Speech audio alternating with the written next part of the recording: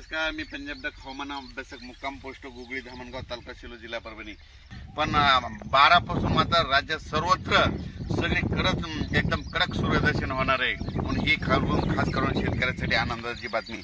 राज्यातील सर्व शेतकऱ्याला सांगू इच्छितो की राज्यामध्ये आज 10 आणि 11 आणखीन 2 दिवस थोडा भाग बदलत थोडे सरी येणार आहेत, म्हणून हा अंदाज लक्षात द्यायचा।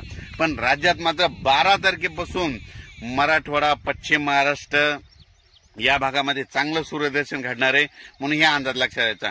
आता नेमकं 12 तारखेपासून सूर्यदर्शन कोणत्या कोणत्या जिल्ह्यात जास्त होणार आहे हे तुम्हाला सांगतो।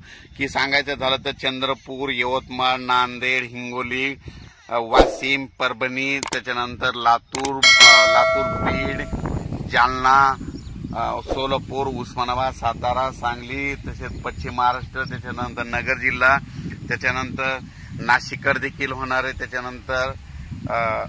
त्याच्यानंतर परत इकडे संभाजीनगर होणार आहे, जळगावकडे होणार आहे, बुलढाण्याकडे होणार आहे। पण या जिल्ह्यामध्ये चांगलं सूर्यदर्शन घडणार आहे, म्हणून हा अंदाज लक्षात द्यायचा।